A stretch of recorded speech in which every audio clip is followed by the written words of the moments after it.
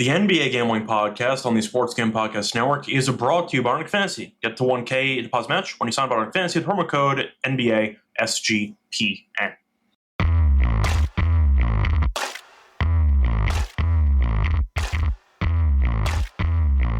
And welcome, everybody, to the NBA Gambling Podcast here on the Sports Game Podcast Network. It is currently Wednesday morning, July 9th, around 11 a.m. Eastern Time. I'm Rose of the Sky Reichel, once again joined by Lonte Smith. Together, we're going to break down the offseason for the NBA as we're going to talk about the winners and losers of free agency. Did the draft already about a week or two ago. Mentioned winners and losers. Same format here, but we are going to focus only on free agency. We are going to be talking about trades as well. So it's not just signings, it's the entire non-draft off-season process, basically.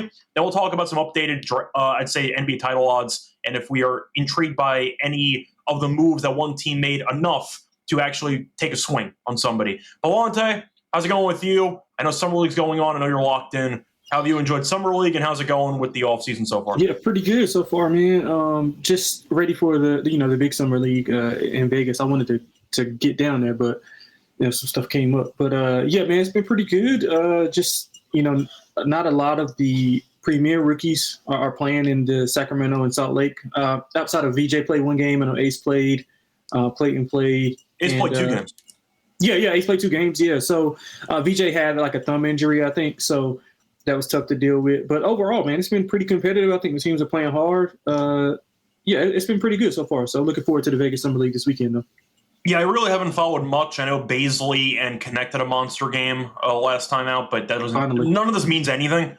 But that was one of the talking points for the Lakers. Yeah. I know that the tickets for Cooper Flag against Bronny James are worth like $700. Yeah. Absolute clown if you pay for that ticket for $700 for a Summer League game. Yeah, no shot. I better at least see LeBron. Like, what are you even talking? Now, he better be on the court.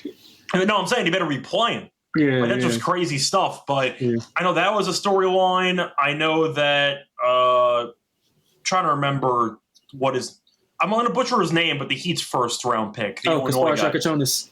Yeah, Jakachonis. He's been terrible. Yeah. That's been one of the talking points as well. And Topic is actually alive on OKC. Looks pretty good.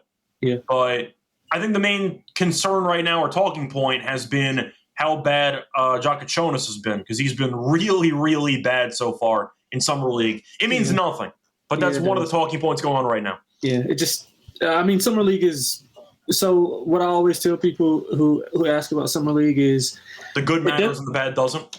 Pretty much. And if you – let's say, for instance, if you like a player and they play well, then you're just kind of confirming your affirmations. So if you like VJ – after you saw that one game, you're like, okay, this is what I saw. Like, I told you guys, et cetera, et cetera. But if you're an Jakachonis person who likes Jakachonis and you play bad, you say Summer League means nothing.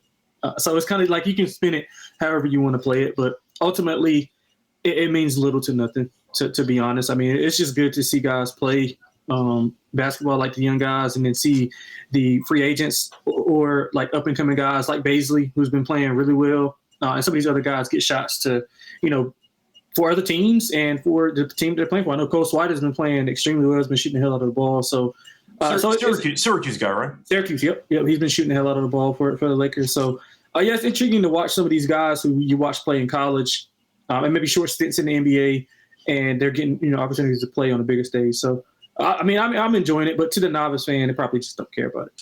Well, since you are locked in, though, is there one player, maybe in particular, that caught your eye that's been either really good or really bad?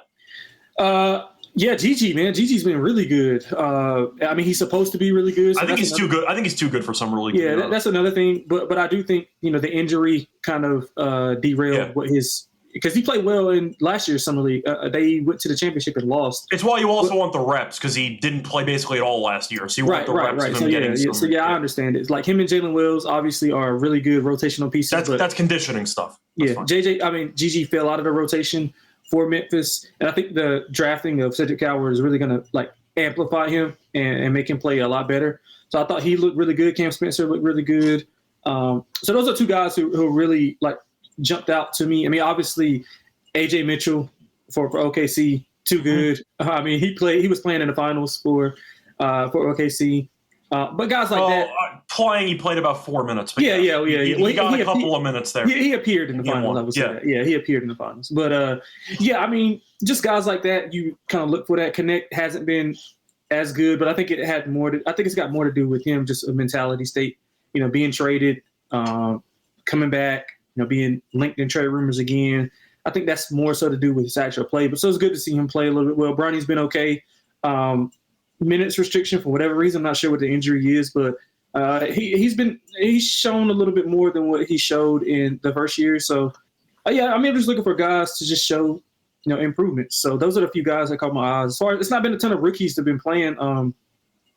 Clayton was good first, not so good in the second game. Bryce Sensabaugh has been really, really good for Utah. Filipowski's been really good. But again, those are guys who actually played. They're actual NBA players. They played in the NBA, so you're expecting that. But I think Sensabaugh would be a great get for any contending team as a bench scorer. I actually like Sensabaugh a lot. I think Utah's going to let him go. I think he's good for their timeline. Yeah. Give him a 6th or 7th man, let him play 18, 20 minutes, and he'll give you 15 points. That's why they got rid of fine with that. Yeah, that's why they got rid of Plus. They didn't just get rid of him. They bought him out. Yeah, so that's it. They told him to take a hike for Clarkson. But, I think my guy is going to be a pretty casual pick, but I got to mention it. It's got to be Edgecombe for the Summer League. I know he missed the second game, and I understand he's number 3 when it comes to where he was selected, so he obviously should be dominating. He looks so damn good. The athleticism, the burst, even had a couple blocks. He just had himself a great game. I think him and Maxey together is going to be a very fun, fast break offense while Embiid's waiting at the other free throw line because he can't keep up. But I think Edgecombe looked really good. So it's early. I liked him at Baylor anyway. We knew that the athleticism was there, of course, but he checked a lot of boxes early. We'll see how he does in the remainder of Summer League. If they hold him out of games late because he's too good, that might happen to Edgecombe at some point. But I like what I saw from Edgecombe in the first game that he played. Anyway, anything else from Summer League? I want to just move on into the free agency stuff. No, we can get into the free agency. All right. So before we get into the actual winners and losers of free agency, a reminder that you can find the picks and podcasts from SGPN all for free by subscribing to the SGPN feed on Spotify and Apple. And also check out the app on the App Store, SGPN app, free to download. All the picks and podcasts are updated there as well. So once again, you can check it out on the feed or on the app, all for free, to find all of our picks and podcasts here at SGPN. Anyway, time to move on into the winners and losers for free agency. We'll be nice this time. We'll go winners first. We did losers for the draft. Lonte, we're going to mention a couple of teams. I'm sure there's overlap here. Yeah. But just what's one winner that you have for the free agency trades so far in the offseason? I guess the low-hanging fruit would just be Houston, just because of I think there was a lower-hanging fruit, but you picked one of the low-hanging fruits. Yeah, so Houston, obviously, because if you're looking at it from the standpoint of getting from good to really good, and then from, fringe contender to definite contender, I think Houston checked those boxes, especially with not just with KD, but I mean DFS coming over to play defense, and then they got Capella back again. So I'm kind of intrigued with how they're going to do their big man lineup with Capella, Sengun, and Adams. So that's intriguing. I know they got rid of Whitmore, so I'm wondering if they're going to kind of push Reece Shepherd up a little bit in a rotation or how that's going to be. But I mean, I think you got to just pick Houston because they are the third lowest betting shot on the board, if I'm not mistaken, behind OKC and then the Knicks were there. Okay, yeah, maybe so. But I think at one point in time they were close to like 6-1. I'm pulling it up right now. But let me just quickly see what I can find for the updated odds here. Yeah, I thought they were like third at one point. Yeah, the Rockets are actually second now. Okay, yeah. So I mean, you just gotta. They were probably 7 or 8 before the KD news. But when you add a prolific scorer, one of the best scorers. Well, I see them at 7 now, so I think they were around like 10 or 11. Oh, okay, maybe so. Yeah. So I mean, that's just the way it is. I'm kind of worried about the point guard position. I know Van Vliet is, the veteran or whatever the case may be, but they got a much better deal on Van Vliet now, though. Yeah, that's for sure. He had a great Instagram post about that. If you haven't seen it with the rush hour thing, but yeah, I'm worried about the point guard situation. But I think once you have, a man probably taking over a little bit more ball handling duties, you come in with, Kevin Durant obviously can handle the ball, but whenever it's time to table set I think you're going to want another guy. Maybe that's Reed Shepherd. I'm not 100% sure, but he's like unproven. So I do worry about the guards. But after everything's been set, I mean, they're ultra, big on the interior. They're going to defend, obviously. The offense is going to be what it is. I want to see a little bit more from a man on the offensive end. But again, I think Kevin Durant kind of filling some of that void along with Jabari. So Houston, obviously the number one winner. Interested to see it. Who you had as the lower hanging fruit. I think I know who it is. Yeah, I'm assuming you know who it is too, but just to read off some of the moves Houston did make, they got Durant, of course, from Phoenix for Jalen Green, Dillon Brooks, 10th overall pick, and 5 second-round picks. Signed Finney-Smith to 4 years, $53 million. I don't know if it's a good deal or not. It's about $13 million per year. I think it's okay. I'm not the biggest DFS guy. I think Finney-Smith is fine. I think he's an overrated shooter, but I think he's a good defensive player, so that counts for something. They got Capella back. 3 years, $21.5 million. They got Jabari Smith on an extension, 5 years, $122. I'm not a Jabari Smith guy. I like Jabari, but people love that deal. I don't really. I mean, I like Jabari because it's basically, once again, post rookie contract. You could probably flip him because he's young. I wouldn't have paid him that. Yeah, I need to see a lot more production. I get it, the potential of him. And I'm a Jabari guy, but I'm going to ask you, though, what is the potential? Because right now he's basically a stretch 4. You have a ton of size in the lineup. And if you want to talk about positions and guys that I think have kind of passed him, Eason's better than him, right? I don't know. At this stage in their careers? Yeah, I don't know. But that's the point. Like, would you want to pay like somebody $122 million that you're? My point is, if you think it's close, then I don't know why you pay Jabari Smith if you already have Eason. Yeah. No, I'm agreeing with you. But I think they're projecting him to be more so of filling in that KD. I mean, obviously not he's not KD, but filling in that role when KD goes on after like a year or two, be a stretch 4. He's really good defensively. He knocked down some shots in the playoffs. Can he create his own shot? Well, that was always the issue for him. You're paying him like $24 million a year, and he can't really dribble. Yeah. I would not have paid him that personally, but I get why they did it. Yeah, he's got concerns, and I get it, but it's just like, and you're talking to somebody. I love Jabari, but it's just like, dang, that's a lot. Do you think though he's legitimately improved over the last couple of years, or is he plateaued? I feel like he's plateaued. Well, I think he's been injured for the most part of last year. He didn't play. I think he missed like 50-something games, didn't he? Or no, maybe like 40-something games. He missed some time, but still, the issue is always going to be the handle. Yeah. If you're not going to be able to create your own shot and you're a top 3 pick in the draft, then your ceiling will always be capped because you need other people to set you up offensively to get shots. But you have him, you have Finney-Smith, who are basically going to do the same thing as 3-and-D stretch guys. It's kind of what you're looking for. I think that contract is questionable, but the argument is, could you flip him in the middle of the contract because he's young and convince a team to take a shot with him?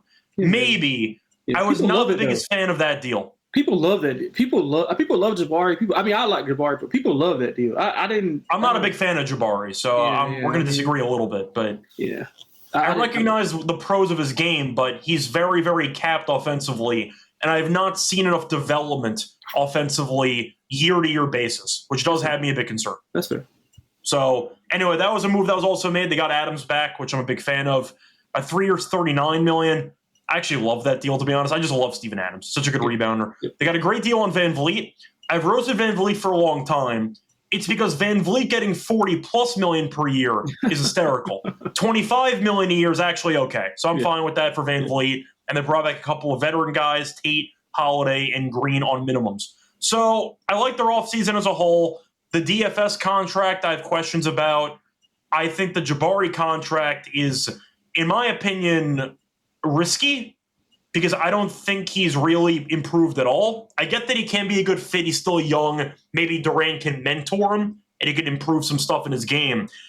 I just don't think he's going to really turn into a guy that we have not seen before. I think this is who he is. I think he's going to be a 3-and-D guy. Maybe you add a couple of dribbles in the triple threat to set up a jump shot. That's it. It's a lot of money for a guy with limited offensive upside. That's my thoughts on Jabari, but that's why I kind of had them second.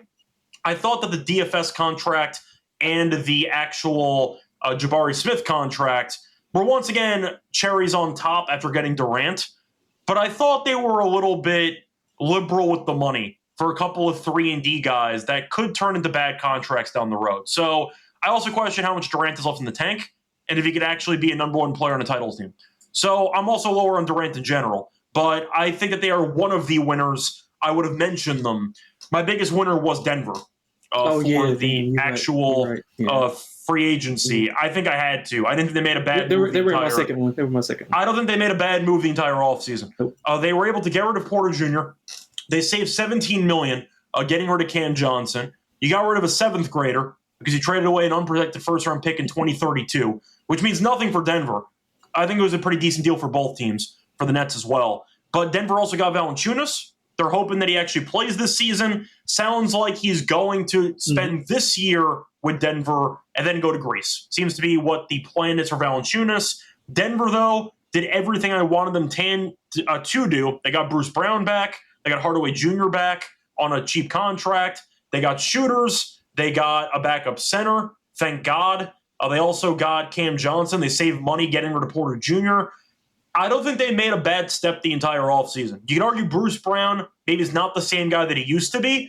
We don't know. Yeah, he barely played last year with Toronto. He's with Joker. He can run the second unit. Yeah. He's a better version of Westbrook, less volatility when he comes into the game. I think it was a slam dunk A+ offseason for Denver. I give Houston an A- because I still am a bit lower on Durant than other people. And I thought some of the other ancillary contracts were a bit risky, in my opinion. Maybe an overpay here or there. I thought Denver got everything right. They fired Calvin Booth. They said, you know what? We need to actually do something. And I thought they hit home every single move.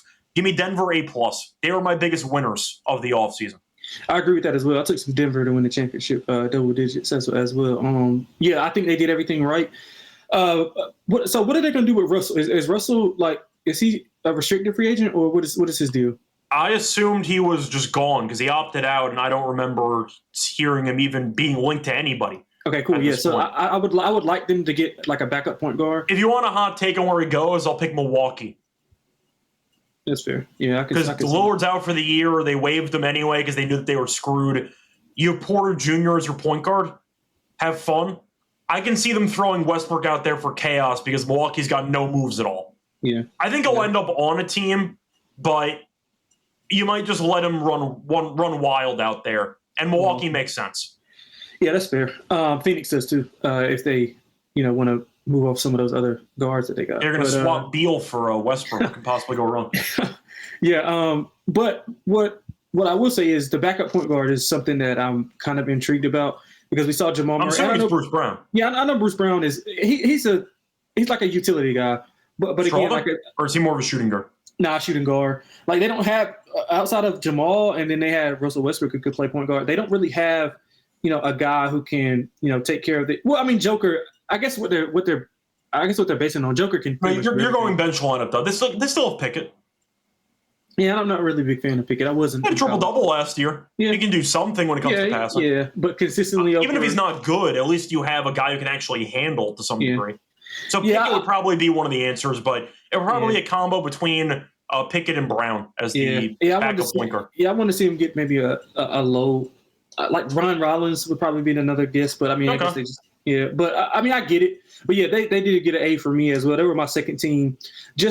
I mean, you trade out Michael Porter for Cam Johnson that you talked about. Obviously, the shedding of the salary, but again, I think you get a more well-rounded player than Cam Johnson. The only thing that he doesn't do as well as Michael Porter Jr. is rebound. Outside of that, pretty much can shoot the same. He's better off of movement. He's got finals experience as well, playing with the Suns. So, and he actually tries to play defense. Yeah. I mean, he's not a great defender, but he gives effort. I mean, that's all you can ask for. He's improved his ball handling in Brooklyn. I thought him initiating the offense in Brooklyn and allowing him to play with the ball in his hands was and something his passing even. I thought he actually looked pretty good passing the ball. Yeah, he didn't do a ton of that while he was in Phoenix. I mean, he didn't have to. He was just a 3-and-D guy. So I do love the Cam Johnson thing. I love the Valanciunas signing. I'm glad he's going to be. Well, they're saying he's going to be there for. I'm assuming 1 year of Valanciunas, and then they're going to move on. Yeah, and that's all you need. You can kind of patchwork together some center stuff, next year. But I do like Valanciunas. He's a quality center. He's played in playoff games. Obviously, I think they'll do some, especially if they play kind of Houston. I think they'll do some Joker Valanciunas 4-5 lineups as well, which I think can be really effective with only Joker. against Houston. Yeah, that's what I'm saying. Like against Houston. Yeah, I think they can match that. But I do like everything Denver did. They get an A+ from me as well. Yeah. So I do want to ask you though, why did you put Houston ahead of Denver? Durant, man. And I do think that. So I think that the Houston depth is a lot better than what Denver's is still. Because if you look at it, I mean, Tim Hardaway Jr., I like the shooting. But again, very streaky, but he got a very cheap deal. I like the contract. Right. Yeah, no, I'm agreeing with the deal. But it's just like whenever you match up like the top 7 or 8, I think Houston's top 7 or 8 is a little bit better than Denver's 7 or 8. Okay. Just because of if you can go with a lineup of Amin, KD, you got Sengun, you got Van Vliet, and then you throw in whoever I don't DFS whoever. I think that, and then you got the depth behind them with Jabari, Eason, like you got Adams. Adams. You got those guys. Those are Capella. Right. So many guys. They have like so many things that they can do, and it's so hard to prepare for them. So I put them there because of that. But Denver is like a close like 1B. Yeah, I once again think that I would go Denver because I don't think they made a bad move the entire offseason. They got everything they needed to do. Houston got better. I still question if Durant, with his durability concerns, etc., can be the number one option on a title team. The answer is probably yes if you have a great supporting cast around them, and they do. I'll see how Durant and Şengün look together, but I do think they're one of the winners. I had Denver above them personally, but I think I don't disagree with that. I don't disagree with that at all. I think we have time to do one more winner each for the offseason. I'll ask you, though, any other teams you want to mention as a winner for free agency - trading? Let me see. What I was going to go – it kind of bleeds into the draft, so I don't want to say it, but who's my other winner? I wanted to say Atlanta, but there's a bit too much draft stuff in there. So yeah, that was the one. I was going to say Atlanta. Charlotte was my other one, but – if you want to just go strictly free agents, I would probably and trading, of course. Yeah, I would say the Clippers, man. I would say the Clippers. I know they just traded Norm Powell, but I think the Clippers were good winners. They got Collins, who's a good utility guy at power forward, and they needed a power forward. They got Brook Lopez. They got Harden back. You can agree or disagree with what the deal was. Batum's back, so increase their depth. I'm worried about what they're going to do at that shooting guard spot. I'm guessing it's going to be Bradley Beal. If you read all the people who cover the NBA, that's one of the I got to imagine it'll be Beal. Yeah. So, but Beal at, less than 50, 20 million. I don't know what he's worth, to be honest. He was such a terrible fit in Phoenix. His entire stock plummeted. I don't know what he's worth. But he's not going to get paid $50 million like he was getting paid in Phoenix. So that's a positive right there. You're not paying that. So I think in a scaled down role, I think he could be a little bit better, but obviously they don't have him yet. But just speaking on what they have already, I think the Clippers are primed to be, a good regular season team, and then, we'll just end up probably fading them in the playoffs. So I do want to ask you, though, just if you were building your own team, who would you rather have, Norman Powell or Bradley Beal? Right. Yeah, probably. I think I'd rather have Powell, to be honest. Yeah, probably. Yeah, I mean, just. You're saving money because Powell's owed a lot of money down the road, but I'm just throwing it out there. Yeah, I mean, but the thing is, with Beal's shown that he's able to play. I mean, he played with John Wall, obviously, in those Washington teams, but he's shown he's able to play at a high level. It's just that was a long time ago, but yeah. Yeah, the money doesn't match it right now. And Powell, I think Powell's more of a system guy. I don't think he's good. I don't think he'll be as good on his own. If you flip Powell and Beal in Phoenix, or maybe even in Washington or wherever else, I just don't think that Powell will be as well. I mean, I think Beal's not as successful either, but I guess that long-winded answer of saying I probably pick Powell, but I think it's closer than what some people think. Yeah, I feel like it's depending on the pieces around him. It's interesting you brought up the Clippers because they would not have made my cut. I thought they were a loser in the offseason. I actually hated their offseason, to be honest with you. I understand the argument is Beal has some upside. You can see how that works out. Doesn't guard anybody. Clearly cares more about the bag and actually doing, I'd say, him stuff than team stuff. I think it's a pretty safe statement about Beal over his entire career. I think Brook Lopez is washed. So I don't really care about him being a backup center. You could argue that's a decent get as a backup. I don't think he's worth a damn anymore. And I feel like he got exposed against the Pacers pretty badly. He's not the same guy he used to be. Scale down role. He won't be starting. He'll give you 20, I get it. minutes. I just don't think he's that guy anymore. I think he can't switch on pick and rolls. I think he's going to get killed in coverage there. I just don't understand the idea of trading Norman Powell. You got rid of an expiring contract to acquire an expiring contract. I think that Norman Powell is clearly better than John Collins. Not even close. Norman Powell was a fringe all-star last year, and you shipped them off for nothing. And the argument is, well, if you get Collins here and Beal plays the same position as Powell, you're basically swapping him out while getting an asset in John Collins. The thing I don't understand is that your team flamed out in the first round in embarrassing fashion. You got blown out by 30 in basically Game 7 against Denver. You re-sign Harden to a 2-year deal. You pay him a ton of money, and then you just move around deck chairs. You get Beal, and you're probably going to get Beal instead of Powell. You get John Collins. Are they good enough to compete? Why would you extend Harden for that deal if you're going to remain a 5 seed in the Western Conference that's going to lose in the first or second round? I just don't understand what they were doing from a grand scale approach. Your team went from not being good enough to make the conference finals to not being good enough to make the conference finals. I don't think they really did anything that changes the trajectory of the team's potential for the upcoming season. And you got rid of Powell for, in my opinion, nothing for Collins, who I think Utah was trying to get rid of. You traded Powell again, expiring contract, sent him to Miami for nothing, paid Harden a bunch of money, and you got Brook Lopez, who I think is washed as a backup center.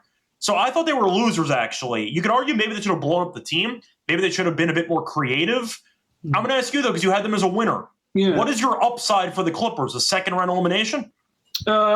Yeah, I think so. I mean, but obviously we could say that every year. If everything clicks with Kawhi and Harden, then they're... I guess I'm wondering why you decided to keep Harden and Kawhi if you were going to basically run back the implosion of last year's playoffs, but you traded away Powell, who was probably your third best player last year. Or no, probably fourth, because Zubac was crazy. So probably they didn't want to pay him. That's simply what it was. They don't want to pay Collins either. So I don't really understand the point of what you're doing. You're going to pay Beal instead.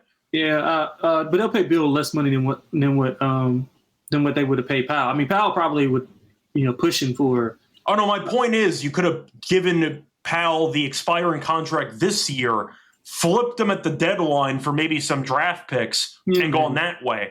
I just don't think they handled the Powell situation well because you got Beal in instead, who I don't know if he's going to be a good fit off ball with, of course, Kawhi and Harden holding the rock the entire time. I actually didn't like their offseason. I feel like they didn't actually improve enough to move the needle. I feel like they just moved around some pieces to be in the exact same spot they were in last year.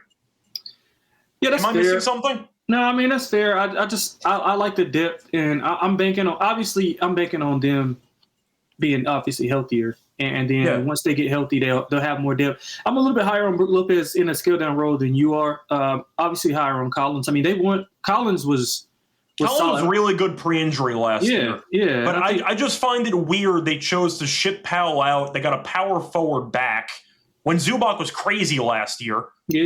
Is it because you don't want to use Kawhi at the power forward spot anymore? I mean, you probably know that Kawhi is going to miss some time, and this also allows you to slide Collins in there. And obviously it's going to be a drop-off, but Collins has been on teams who have won and who he's contributed to winning. So he's been able to – he can fill in and be a traditional power forward. He made the conference finals one time. Yeah, they went to the conference finals, and then That's all I remember. They flamed out the last year. Yeah. But he was good in Atlanta. And I think that he just allows them a lot more grace period for Kawhi with not a ton of a drop-off. Because you don't want to play Batum those minutes for that longer stretch because Kawhi's going to miss, 30 games, 25 They're games? going to intentionally sit him for about 30-plus games. Right, and I think with Collins, you have somebody you can slide in and be okay during that stretch. I get it. I was just kind of hoping, in my opinion, for the winner section, I wanted more needle movers. I feel like the Clippers are back where they started, but they just moved around some pieces. Yeah. I mean, I was going to say Atlanta and Charlotte, but I mean, those you can throw Charlotte in there. That's fine. Yeah, but those are more like draft stuff, and then other stuff that we already talked about, so I didn't want to like regurgitate it. We can group those though. Atlanta and Charlotte. Yeah, Atlanta would be great Atlanta off seasons, or including draft there with them. Yeah, Atlanta A+. I'll mention one more winner, which I'm not going to spend too much time on because we have losers to talk about. I got to mention Boston. Oh, you like Boston? I actually thought they had a great offseason. Not because they got any better in terms of immediate upcoming season stuff, because Tatum's dead. They didn't have a choice. The fact that they were able to get off the Drew Holiday contracts and the Porzingis contracts to get under basically the double apron, and they somehow got Anthony Simons back. I don't understand how Portland just handed them Simons and immediate relief with draft picks, second rounders, but still. I think Boston was a serious winner because it positions them next season to make some moves when Tatum comes back. I actually was a big fan of their offseason. Now, they're not going to compete this year for anything, but I do think they got off of a couple of really bad contracts. They were going to pay a ton of money. They got off of it with the deals with Holiday. They got back a second round picks, George Niang, who I believe they flipped Niang, right? They flipped him in the end? Yes, they did. Yeah, but they got Anthony Simons, 2 first-round picks. They saved $27.2 million. They saved $180 million in luxury tax payments, and they also got rid of Porzingis. Now, Al Horford's going to leave in free agency. Cornette did lose. He got paid by the Spurs. Very good deal for him. Good for him. It was mostly the salary cap positioning. I just couldn't believe that Portland extended a life raft and accepted the Drew Holiday contract. They gave back Simons in the process. And Simons could be really bad. Doesn't matter. He's a free agent. You can just let him walk at the end of the year. The point is next offseason, they can be uber aggressive, go for a bunch of guys, and Brad Stevens will. So I actually like Boston's offseason as a winner because they were in cap hell with no hope of actually getting out of it. And then they somehow got off the Porzingis deal and the Drew Holiday deal. And now suddenly they're not paying $180 million in luxury tax payments. So I actually got Boston there as a winner because I just couldn't believe what they got for Drew Holiday. And even Porzingis, who they dumped, I just thought they had to make some moves. There were rumors they might trade Derek White. There were rumors they might trade Jaylen Brown. Because their cap situation was so dire, those names were listed. And instead, you got rid of Holiday and Porzingis, and you got to keep the rest of the roster intact, with the exception of losing Cornette and Al Horford. I actually really liked their offseason because they were up against it. The odds were stacked against them. And you know what? They survived. I got them as a winner for me. Yeah, I don't really think that's more long-term. Yeah. But I still couldn't believe the package they got for Drew Holiday. Yeah, I didn't really look at them as a winner because there's something that we all saw coming. We knew they couldn't go in that second apron after selling the team. So, yeah, I didn't really look at it. I thought, though, they might have to attach a pick to get rid of Drew Holiday. And instead they got Simons and picks.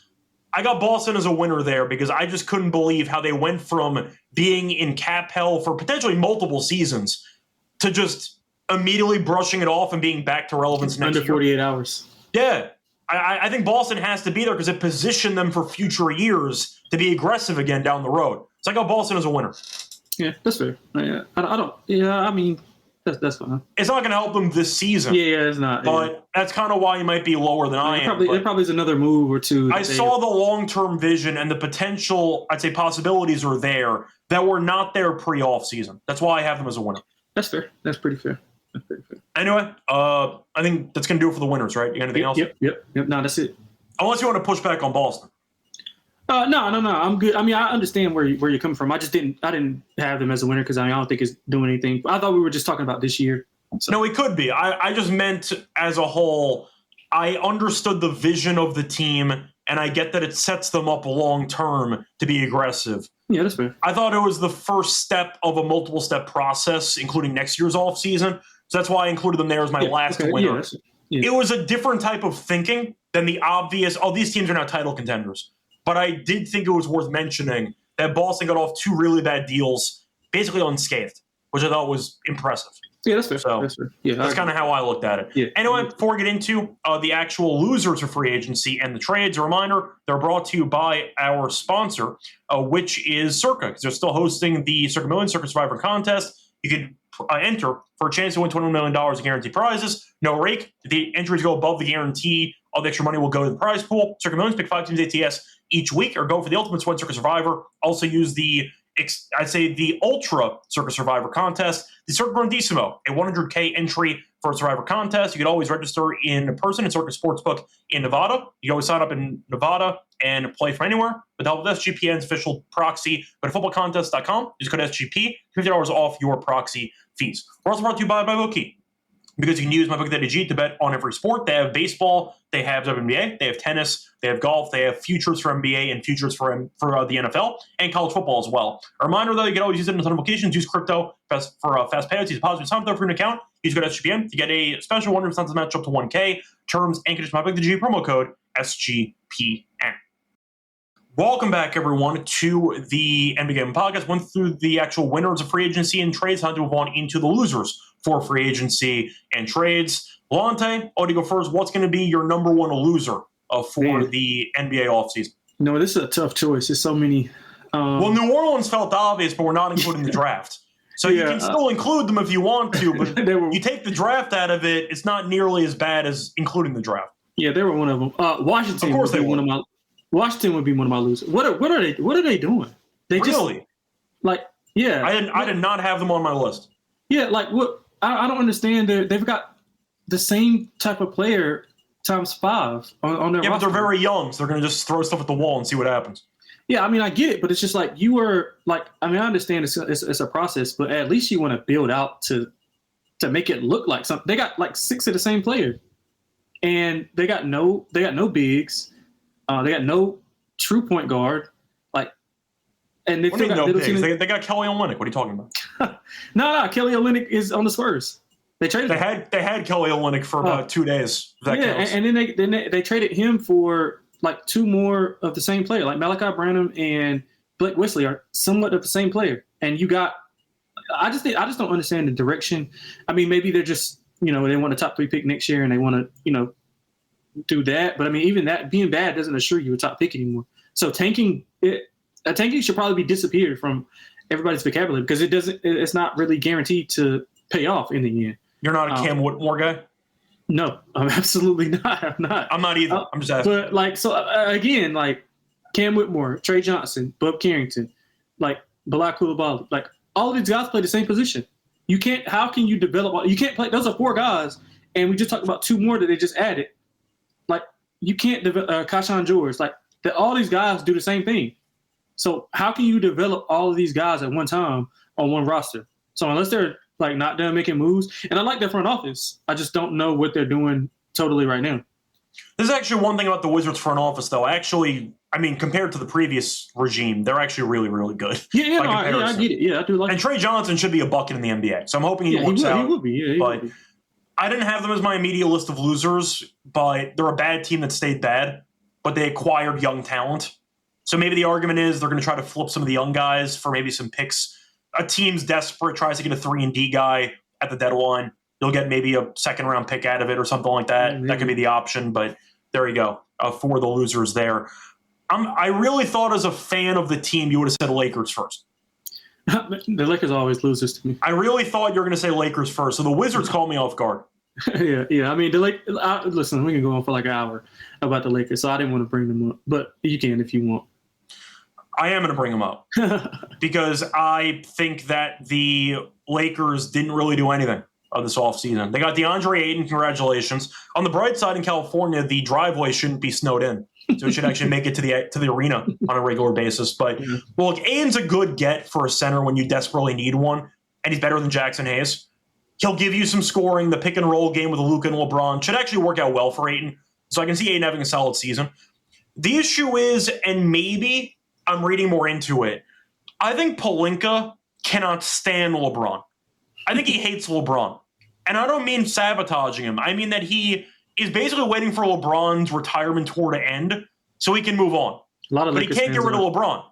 So he's stuck trying to do whatever this is, paying LeBron $50, $60 million at 40-plus years old. You're throwing him, Reeves, and Luka as your big 3. You're not going to guard anybody. You sabotage the DFS re-signing, which was one of your better defensive players. Even if I'm lower on DFS, he's a good defensive player. I'm lower on the offensive portion of DFS's game. Good defensive player, he's gone. you can't stop anybody. Minnesota was younger, more athletic. You got an actual center now, so Gobert won't drop 30 and 20 on you in an elimination game. But the point is, the Lakers, for what should be an all-in push for LeBron's last run, I think it's more of a message to, I think LeBron from the front office, they are counting down the days until he retires. I think Pelinka is going to break open the 1942 Don Julio when LeBron decides to retire. So am I. Am I reading too much into it, or am I right? Because it feels like the moves are basically set in place, in my opinion, that LeBron is going to retire as a Laker. He's getting paid a ton of money. He's not taking a pay cut, which sabotages the entire roster flexibility of the team. And Pelinka said, you know what, screw it. You don't want to take a pay cut? We can't get rid of you. You're going to ride this out, getting the money and all the fanfare. Sure, enjoy yourself. We're not going to win anything. So I got the Lakers as a loser because I don't think they've made any steps forward or even backwards to make any progress. And whether it's a winner, if they make a bigger move that might not have been on the cards actually, or a loser, which is just staying pat, I'll tell you right now, it's going to be a hot take here. If they would have actually considered a LeBron trade, not saying it would have happened, but if they would have sent him to Cleveland and got back maybe a couple pieces there, it might be a winner in my book, actually, as a hot take. But the fact is, with LeBron being there at 40-plus years old, getting $60-plus million does drastically limit your moves. I have to call them a loser because as long as LeBron is on the roster, your diluted vision is title contention. And you did nothing to help that vision. So I got the Lakers as a loser, an understandable loser, but I got to put them there. Yeah, I mean, so like I said, I can go on and on about the Lakers. Am I wrong about Pelinka? I think he can't stand LeBron at this point. In his maybe not. I don't think you're wrong. I think that's like a lot of the. If you ask, a Laker fan and not a LeBron fan, I think they would probably echo those sentiments because. But how much of that is being like anti-LeBron contract? How much of that is he'll never be Kobe and they're biased? Probably a little bit of both. Probably that's what I'm saying. I think there's a little bit of personal bias in there too. Yeah, probably more so the latter. But yeah, I mean, a lot of the Lakers fans are Kobe fans. Like Kobe is the reason. That's my point. Yeah, but again, they will help dig the grave of LeBron to preserve Kobe. That's my point. Right, yeah. But yeah, I mean, it's just they didn't do anything to improve it, and I think the only thing that they can do to improve it is trade Austin Reeves. That's the only way that he's the only valuable piece that you can move. He's got a great contract, good player, ascending player. I don't want to trade him, but I mean, if you're looking I guess that's the question, though, is you didn't trade Reeves because you're already preparing for life without LeBron. Right. And I feel like the part the Lakers – sorry to interrupt you because you're the fan of the team. I feel like the issue that Pelinka is running into and why the fans are extremely mad at him, first of all, because the Lakers have this Cowboys type of mindset where it's Super Bowl or title or bust every year, and they're not even close. And nobody's willing to look in the mirror and realize this team's just not in that upper echelon of elite NBA teams, especially now with Denver and Houston joining the fold in the West. The Lakers have no chance. So the argument is, what do you do? Because I would have considered trading LeBron 2-3 years ago. I mentioned this many times before. I stand by it. But the argument is, as long as you have LeBron on the team, you're viewed in a certain vision and a certain projection to be in contention, and you're not. The problem is you can't really trade LeBron because the fan base will riot. He's got no and LeBron, well, I'm saying in general, and LeBron with, of course, his agency will go behind the scenes, sabotage all free agents to go there in the upcoming decade and change. So you're basically held hostage by LeBron, and I feel like, once again, Pelinka I'm going to give a pass to, actually, because I don't know what he was supposed to do. Well, he can't do anything. He doesn't have Reeves. He doesn't have anything. Reeves, as you said, Reeves is on a very good contract. And once LeBron retires, eventually, you have Luka and Reeves as your two guys. And you go forward from that point forward. But the Lakers are just stuck because LeBron's keeping them in one timeline that they're clearly not actually in. And they have 1 foot in both timeline doors. And they're just stuck. So whether Pelinka should be blamed or not, I'm blaming LeBron, actually, for not taking a pay cut. But I think they have to be a loser because they are still stuck in the same mindset, whether they're held hostage or not, they're contenders, but they're clearly not. And this is destined to be another first round or second round elimination. Yeah, pretty much. Like they'll get. As a fan, do you want to throw anything in there or counterpoints? Nah. I mean, I agree. I mean, I just don't know. Like, I don't understand if people are upset at Pelinka. Like, tell me what should he do? Like, he's got no moves. He's got one move, and that's to trade Austin Reeves. And what do you get for that? I mean, what I'm saying, I don't know what you get for him. That's my point. Is you trade Reeves as your only moves. What do you get? You can't get picks. You're trying to win now, allegedly. He's the only asset that they have that can get you something. Now, what? I don't know. But, like, he has nothing to do. Like, it's nothing to do. He has no moves to make.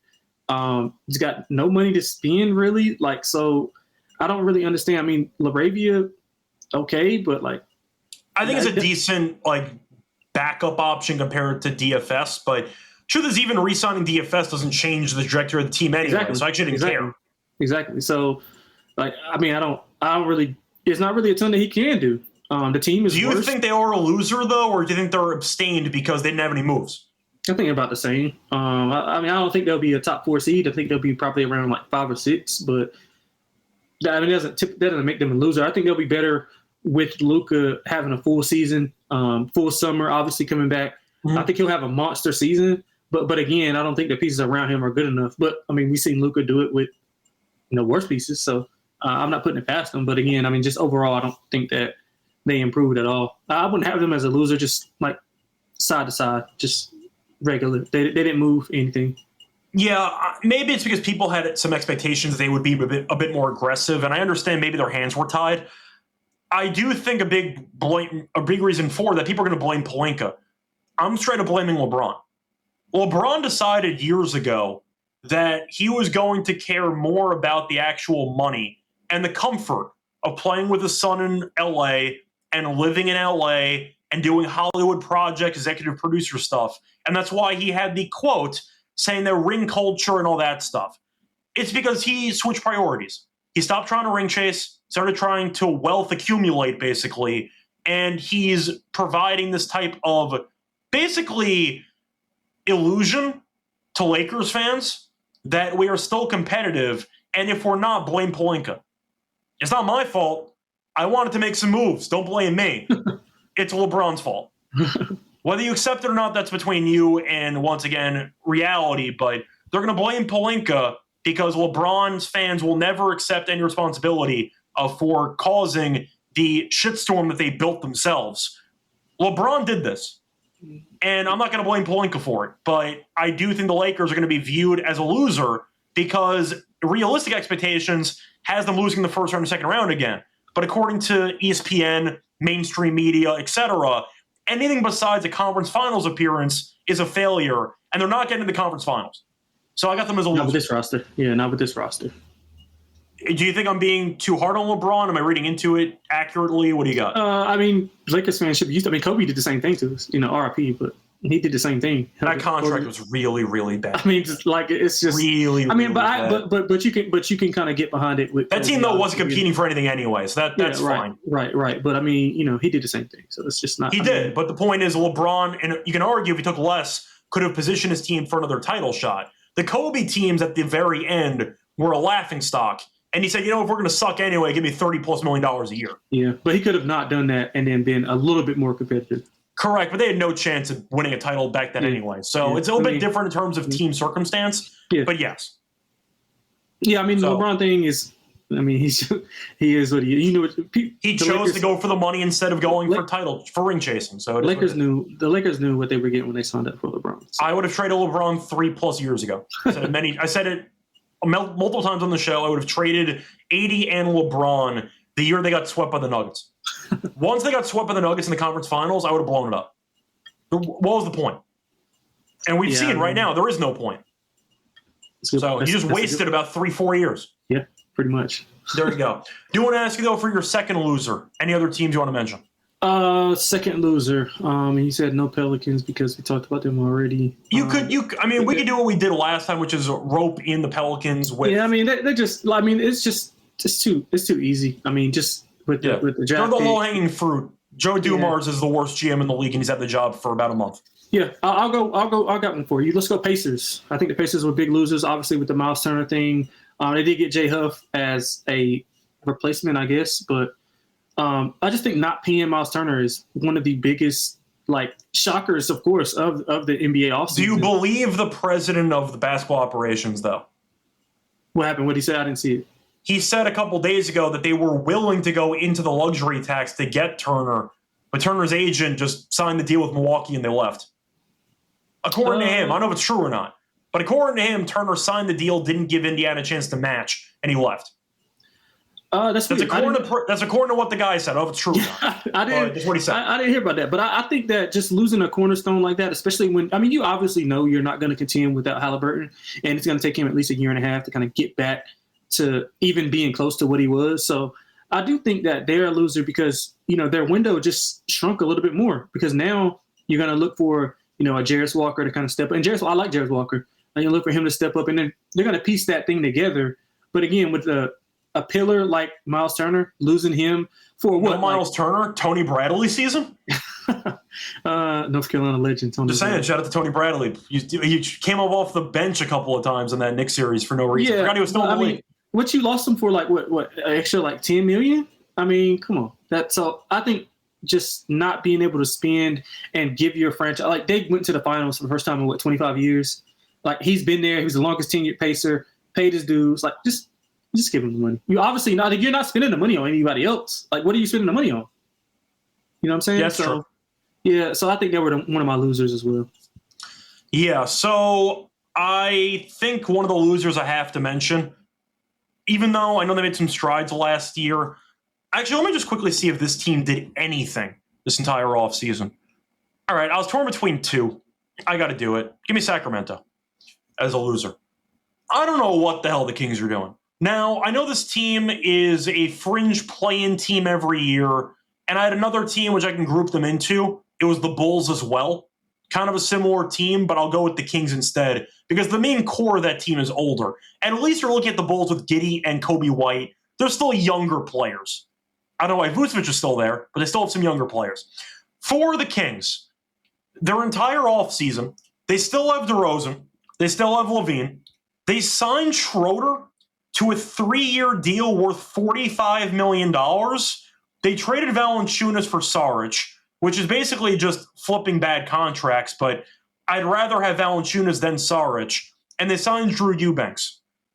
What the hell is Sacramento doing? How do you still have DeRozan and Levine on your roster?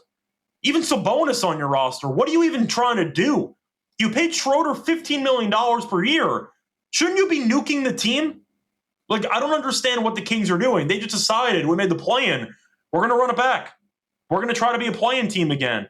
But I don't understand how Sabonis and DeRozan and Levine, the big three, are all still on the same team.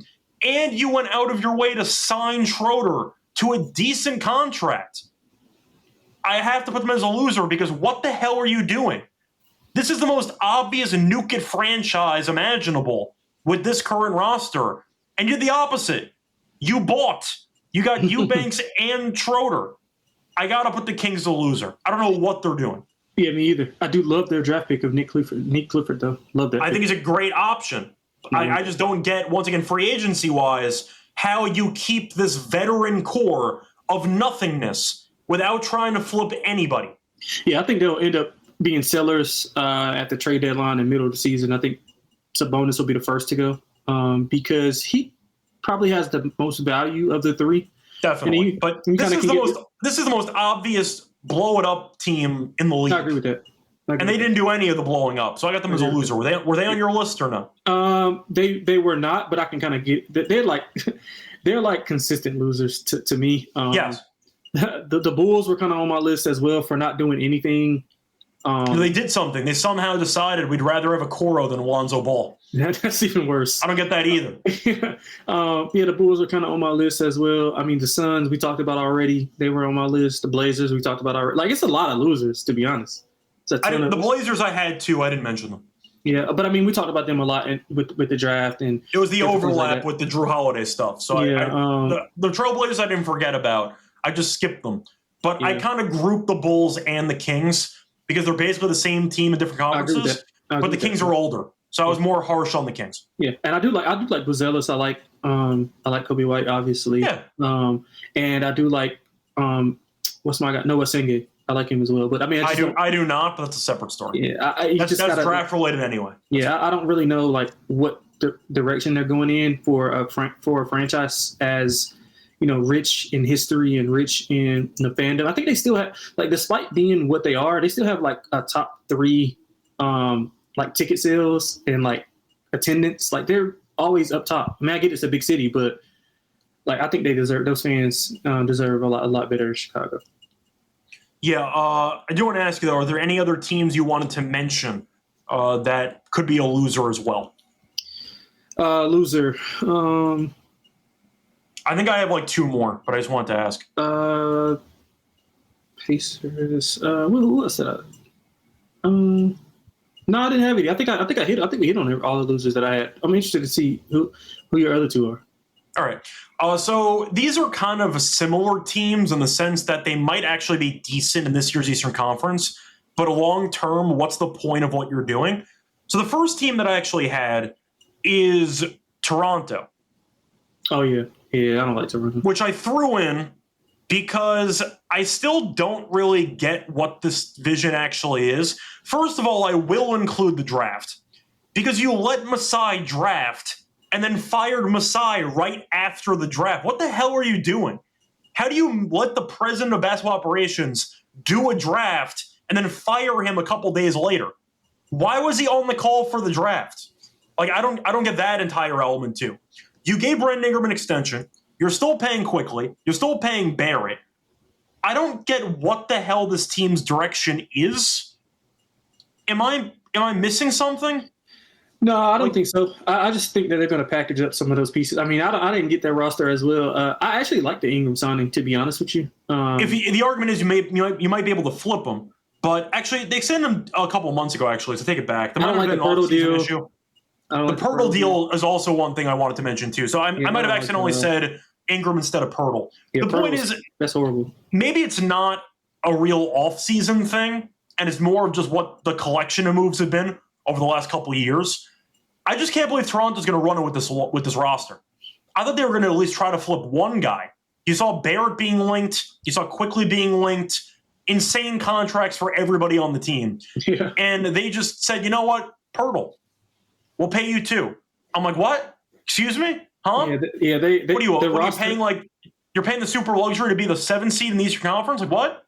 Right. That's what I'm saying. Like, for their payroll, their payroll is of a top 5, top 4 team, and they're just not that. They're not even that in their conference. Yeah, they're not. So that's horrible. I agree. I do agree with that. I want to quickly see the Pirtle contract though, because that might not have been an immediate off-season. Was that an extension? I believe it was. I think he got 105. 4 years, $104 million. That's horrible. I would not pay. I like Pirtle. No rim protection at all. He doesn't play. He's injured a lot too, yeah. But 4 years, $104 million for a center when you're already overpaying 3 other people on your roster is probably not the move you want to go with. So I got Toronto up there too. I had to mention the draft because you let a guy in charge of your basketball operations draft and then fired him a week after the draft, which makes no sense at all. So Toronto, I got to mention as a loser there. I went for a bolder choice, but I did pick it. I got Miami. Oh, I like Miami. Actually. No, the thing is, Miami got a very good deal for Powell because they gave up nothing in the trade. They got Norman Powell. The problem is that maybe it's just personal bias and subjectivity. I hated the direction they chose to go in. We know Pat Riley never wants to rebuild ever because he's too old. He doesn't have time to sit through a rebuild. I think Miami right now is still rearranging deck chairs. They've been in the same spot for the last 10 years. The issue is right now your best 2 players are Tyler Hero, who's owed a massive extension, and Bam Adebayo, who I think we'd agree regressed last year. If those are your 2 best players, you're a play-in team, or in a weak Eastern Conference, a second-round elimination team. So you acquired Norman Powell for nothing. Are you going to pay Norman Powell? I don't know. You acquired an expiring contract you might have to pay serious money to because he was a fringe all-star last year. I just don't understand the direction Miami's going in, which is trying to remain competitive without actually being seriously competitive. They're better than the Bulls. They're better than the Kings. But it's a similar argument. If you're not good enough to be serious inner circle contenders, then what's the point of any moves you're doing? Yeah, I agree with this. You're just staying in the same spot. You're in purgatory, and you're voluntarily staying in purgatory. They should have blown up the team a year or two ago. Your one serious run was Jimmy Butler carrying your team from the play-in. You've been a play-in team every year for the last 4 years. What are we doing here? Yeah. You have to nuke your team at this point. Hero and Bam cannot be your number one and your number two options, and you're owing Hero a ton of money in the future. I hated their offseason. I loved what they got in the Powell trade because they got handed Norm Powell on a platter. The question is, will they actually flip Powell midseason, or will they give him an extension? I think they're going to extend him. I would flip him. I think the Heat should start from basically ground zero. I think they should blow it all up, start from scratch, go from there. They're not going to do that. And that's why I have them as a loser, because I do think Miami with Pat Riley is stuck in the win now mode, which is clearly not there. Mm-hmm. That's why I got them as a loser. Yeah, they're definitely not in win now mode. They in their mindset, they are. Yeah, I do like the Powell thing. I like the Davion Mitchell signing. Yeah, they got handed a fringe all-star on a platter. I'm aware the Powell trade was great in principle, but for the vision of the team, I'm extremely anti the Pat Riley vision, which has taken you to the play-in 4 years in a row. Yeah, and he said there was going to be changes, and it does not. Maybe no, they're doing the same thing they always do. They're the same team. So, I don't think, like you said, I don't think it made them better. I think they got better. I think Powell makes them better, but I still think they're like 6. It might be a 6 seed. Yeah, they'll lose anyway. 6 to 8. I don't think they're anything above that. So yeah. But once again, I don't think they're as big of a loser as the other teams I mentioned before. Yeah, but I wanted to mention Miami because some teams do the the Nets did the opposite. The Nets had a ton of free agency cap space, did none of it because why would you want to overpay for Kuminga? You had no free agents that were available worth a damn. And said, you know what, we're going to suck. We know we're not very good. We're going to intentionally tank. We'll go for the insane draft class, go for there. And at least you have a vision. And it's not really like warped. I get what they're trying to do. They're going to be really bad for the next couple of years, but I get what they're trying to do. Miami's been doing the same thing for 4 years in a row, like Chicago. Will be in the play-in. We'll try to randomly hit, I'd say, gold by making the final somehow, except Jimmy Butler's not there anymore. And you don't have a number one option. So Norman Powell doesn't actually do anything for the grand scheme of your team's approach besides getting you a worse draft pick as you lose in the first or second round. Agreed. So that's why I have them in there as well. Biggest loser, though, for me, we mentioned a bunch of teams. It's a lot of losers. Bunch of teams. It's a lot. I do not have the Nets on there, though, because at least they acknowledge they're tanking. They're not paying anybody anything besides poor Junior, who's going to be expiring. They might the difference between the bad teams, like the reason I put Washington, because we don't know what direction are they going to. They can't develop all of those players at one time. The Nets have a direction. They know they're going to be bad. Right, but the Nets collection of players is like they have those 5 draft picks. Obviously, they're going to play, and then you got a couple guys. A lot of those other guys are big, so these guys. And they have one of the youngest rosters in the entire league. Right, they could actually play and develop. It out. So I understand the direction with Washington. Bro, you can't play all of these guys. I named 7 guys that play similar positions. You can't play them all. It's impossible. Yeah, my biggest loser is Sacramento. I thought about it.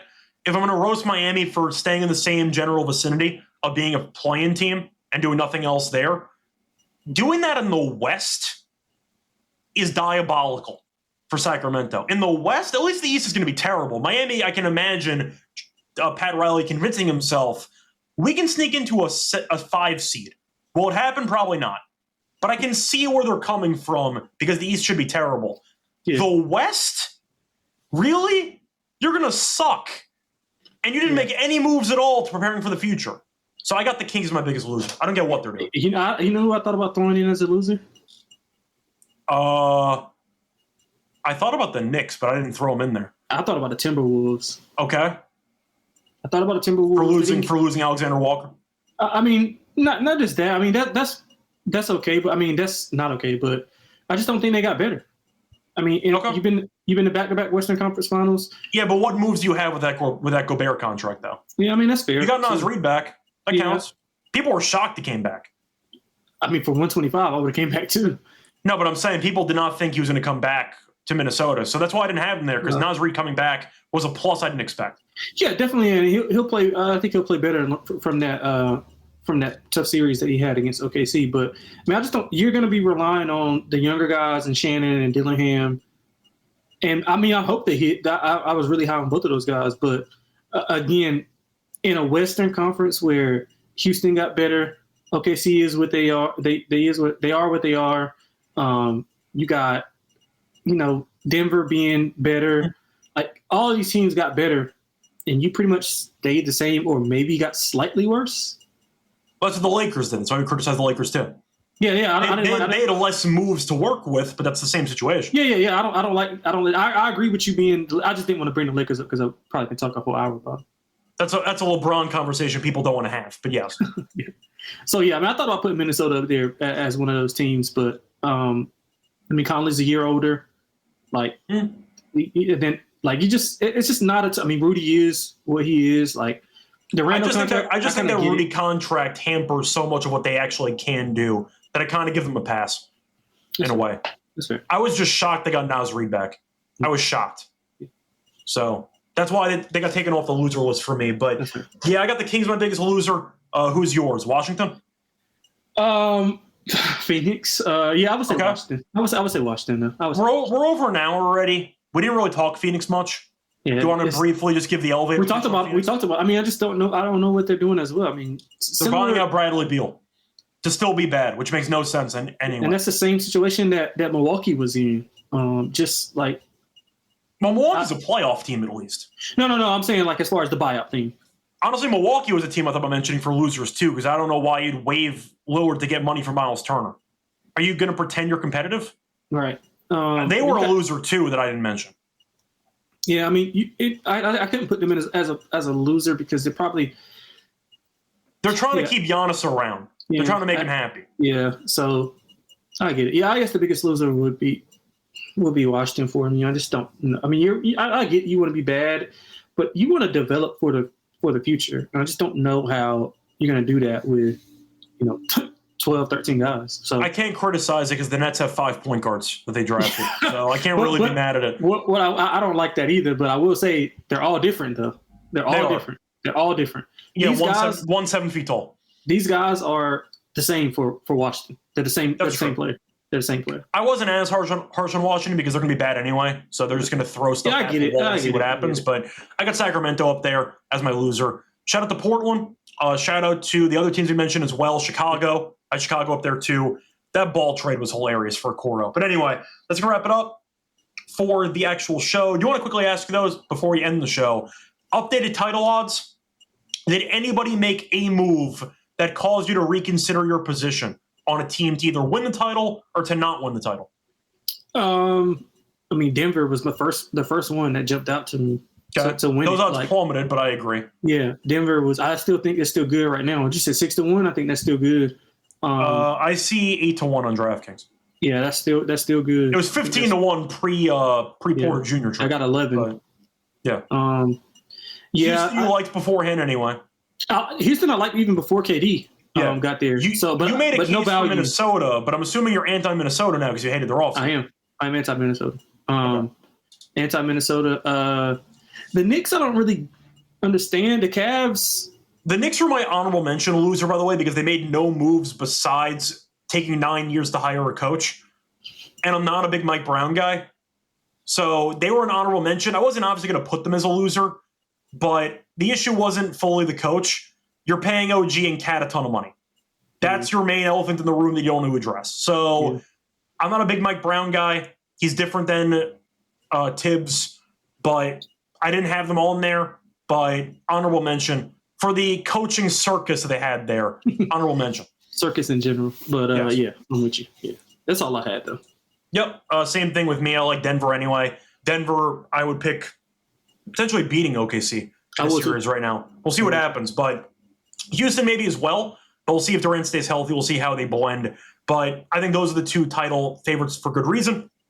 I think whoever wins the East gets blasted in the finals.